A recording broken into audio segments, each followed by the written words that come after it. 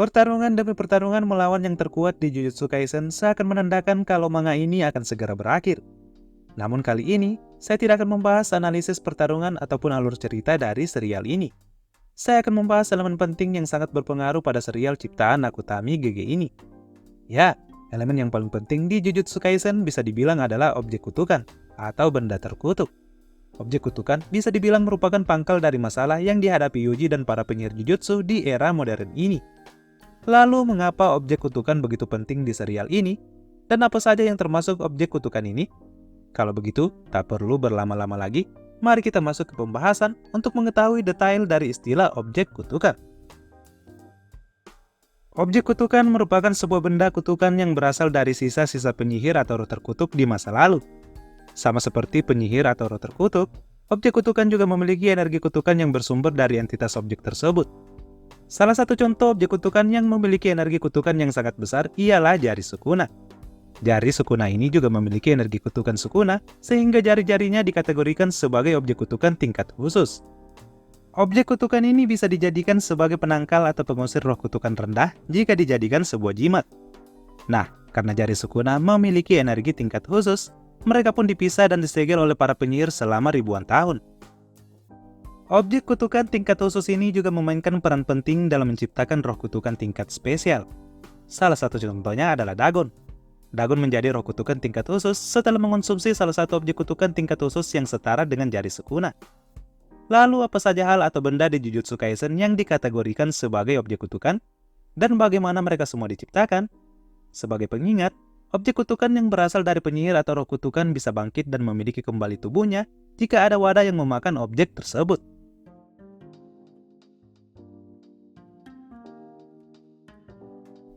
Seperti yang sudah saya katakan di awal tadi, objek kutukan yang memiliki energi kutukan paling besar adalah jari-jari Sukuna. Ada 20 jari Sukuna yang menjadi objek kutukan yang membuatnya bisa bangkit kembali jika ada wadah yang mengonsumsinya. Tidak seperti objek kutukan lainnya, jari-jari Sukuna diciptakan sebagai objek kutukan oleh Sukuna sendiri. Sukuna menjadikan jarinya sebagai objek kutukan melalui sumpah pengikat sesaat sebelum dia mati sebagai Raja Kutukan di era Heian. Untuk itu, 20 jari Sukuna yang sudah menjadi objek kutukan ini tidak bisa dihancurkan. Sehingga para penyihir terkuat di era ribuan tahun yang lalu itu memilih menyegel jari-jari Sukuna dan memisahkannya satu sama lain. Pemisahan ini membuat banyak roh kutukan mencari jari Sukuna agar bisa mereka konsumsi. Namun jari Sukuna sulit dibuka karena memiliki segel yang kuat. Selama kurang lebih 1000 tahun, jari Sukuna ini disegel hingga suatu hari ada anak SMA yang memakan satu jarinya yang akhirnya menjadi inti dari permasalahan di serial ini. Ya, siswa SMA itu bernama Yuji Itadori.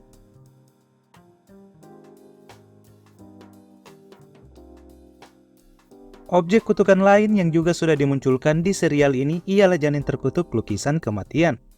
Kursetuom berasal dari tubuh seorang gadis sekitar 150 tahun yang lalu dan diciptakan dari campur tangan Kenjaku yang memasuki tubuh Kamo Noritoshi. Objek kutukan ini tidak diciptakan dari energi para penyihir atau roh terkutuk di masa lampau. Namun mereka jelas merupakan hasil dari eksperimen Kenjaku. Ada 9 janin terkutuk yang diciptakan oleh Kenjaku dari dalam rahim seorang wanita misterius. 9 janin ini dibuat dari gabungan daging manusia dan roh terkutuk yang dikumpulkan oleh Kenjaku.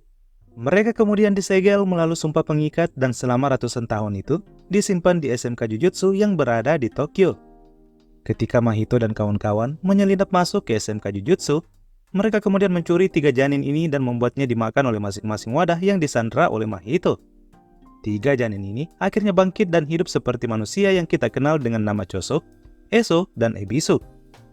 Selain janin terkutuk dan jari Sukuna, objek terkutuk yang sangat kuat yang juga sudah muncul ialah Prison Realm atau alam penjara.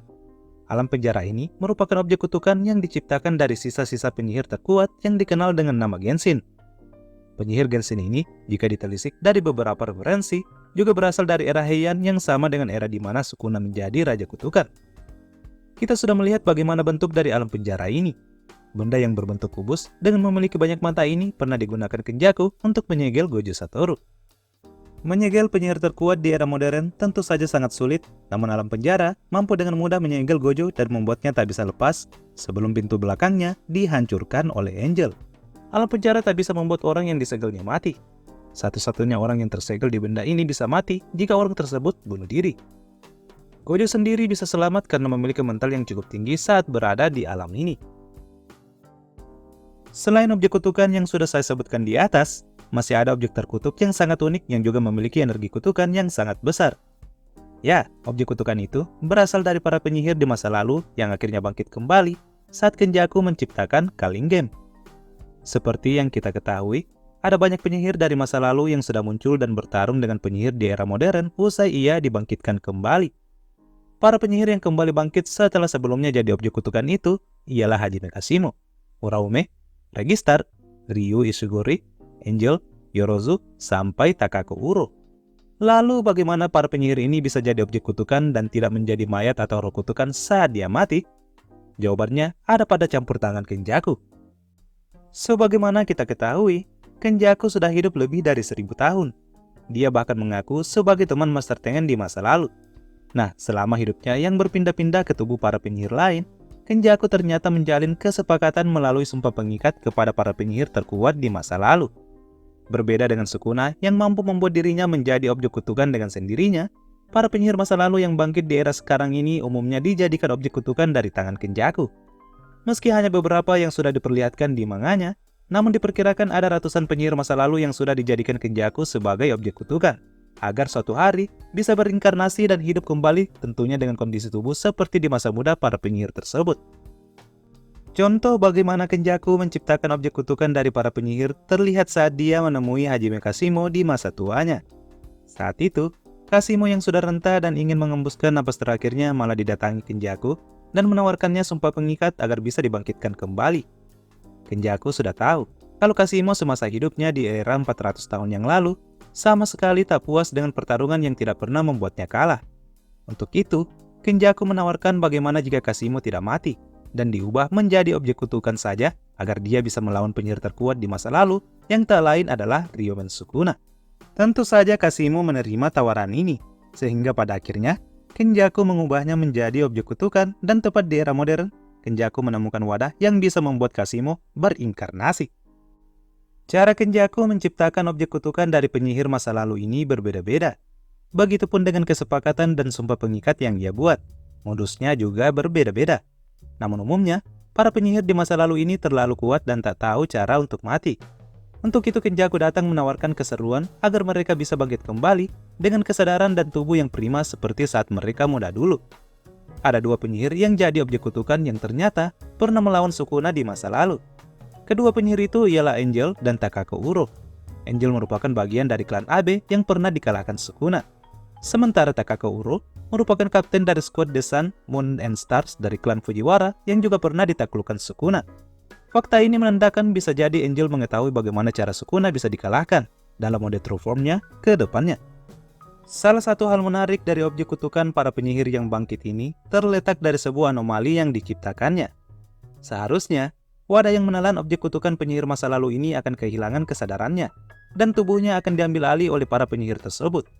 Itu artinya, wadah yang menampung objek kutukan ini akan mati dan digantikan dengan tubuh dan kesadaran baru yang tak lain adalah penyihir yang bangkit itu. Itulah mengapa proses menelan objek kutukan para penyihir ini dikatakan sebagai proses inkarnasi dari para penyihir. Namun hal berbeda malah terjadi pada Kurusuhana yang menelan objek kutukan Angel, Sumiki yang menelan objek kutukan Yorozu, dan tentu saja Yuji Itadori yang menelan jari Sukuna. Sumiki awalnya terlihat bisa mengendalikan tubuhnya dan kesadarannya sendiri, usai jiwa Yorozu juga ada di dalam tubuhnya. Namun pada akhirnya, dia tak bisa berbuat banyak karena Yorozu berhasil mengambil alih tubuhnya sepenuhnya, yang membuatnya akhirnya tewas seiring kematian Yorozu di tangan Sukuna. Hal berbeda ada pada Kurusuhana yang menelan Angel. Mungkin karena Angel sebelumnya adalah penyihir baik, sehingga dia tidak mengambil alih tubuh Kurusuhana dan malah bisa bekerja sama dengannya.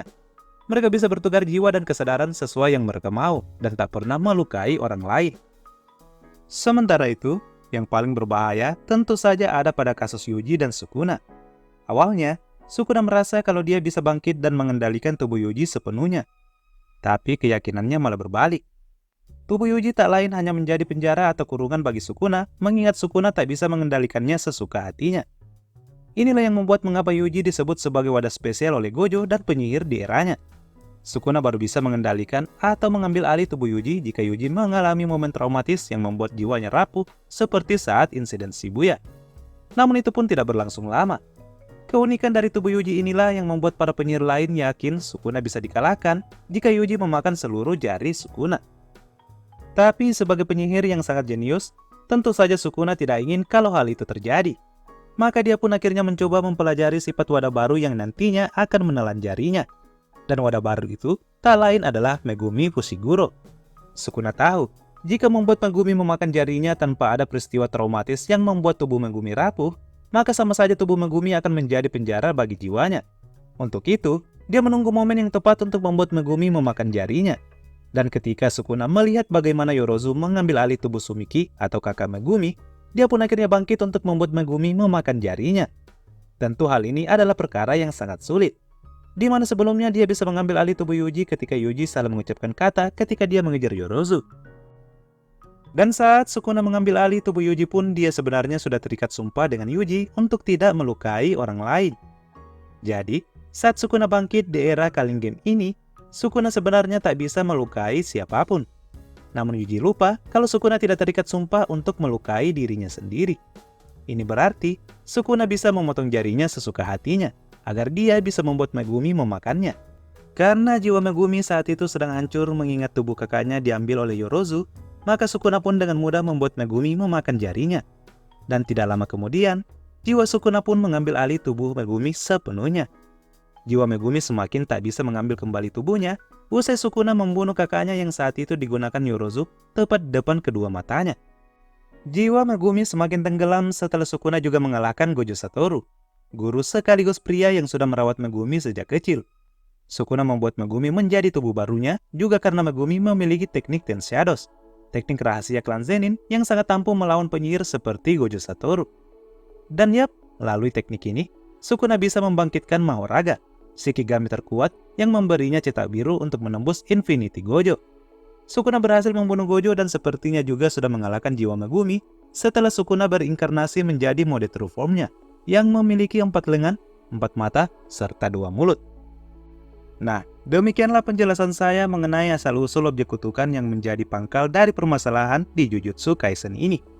Bagaimana menurut kalian?